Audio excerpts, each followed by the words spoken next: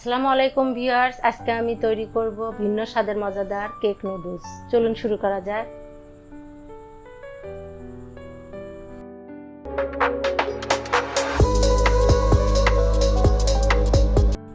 প্রথমে আমি 3টা নুডলস নিয়েছি, দেখতেই পাচ্ছেন। আপনাদের যে যার পছন্দ মতো নুডলস নিয়ে নেবেন এবং পরিমাণেও কম বেশি করতে পারবেন।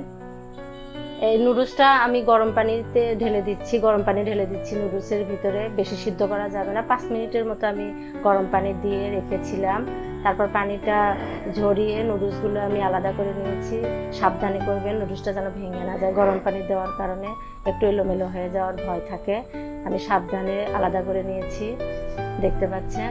এখন আমি এর ভিতরে নুডলসটা তৈরি করতে আমার যা যা উপকরণ লাগবে, আমি 2টা ডিম, পেঁয়াজ, মরিচ, লবণ দিয়ে ফেটে নিচ্ছি।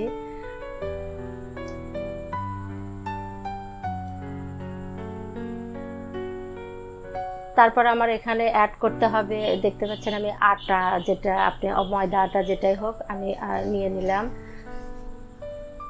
এরপর আমি কিছু বিস্কিট গুঁড়ো করে নিব। এই রেসিপিটা তৈরি করতে আমাকে বিস্কিটের গুঁড়োটাও দিতে হবে।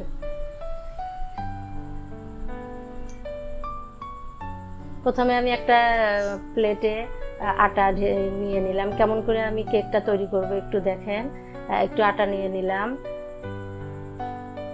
এরপর আমি বিস্কিটের গুঁড়ো একটু ছিটিয়ে দিলাম।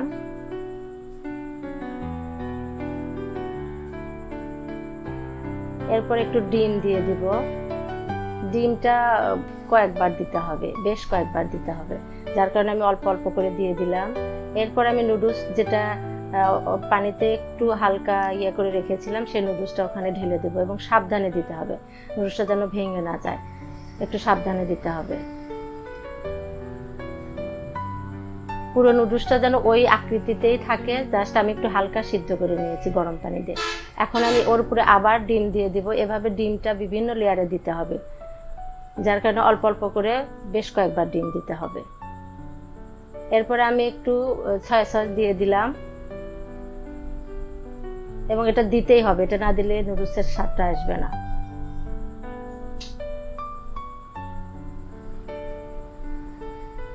এরপর আমি আবার সে আটার একটু দিয়ে দিলাম। আমি যেভাবে যেভাবে রেসিপিটা করলাম, আপনাদের ওইভাবে যদি করেন আশা করি এই স্বাদটাই পেয়ে যাবেন। এরপর আবার একটু বিস্কিটের গুঁড়া দিলাম।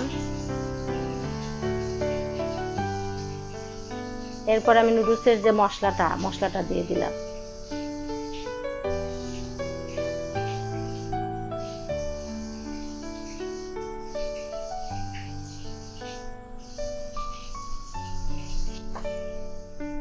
আশা করি আপনারা বাসায় ট্রাই করবেন, অনেক মজা লাগবে। আবার একটু ডিম দিয়ে দিলাম।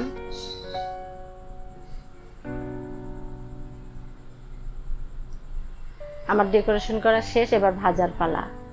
কড়াই আমি তেল দিয়েছি। তারপরে ওই নুডলসটা যেটা আমি সুন্দর করে ডেকোরেশন করে নিলাম, ওটা আমি ছেড়ে দিলাম তেলের পরিমাণটা একটু বেশি না দেওয়াই ভালো, যেটুকু প্রয়োজন ওইটুকুই দিয়ে দেবেন এবং এটা সাবধানে করতে হবে। এই পাশটা হয়ে গেছে, আমি ওই পাশটা উল্টিয়ে নিলাম। আবার একটু তেল দিতে হবে।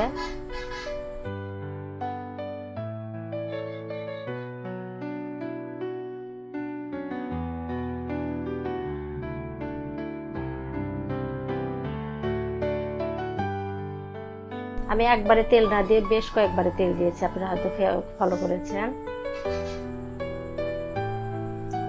যাই হোক, আমার ভাজাটা শেষ, প্রায় শেষের দিকে। দেখেন কালারটা কত সুন্দর আসছে।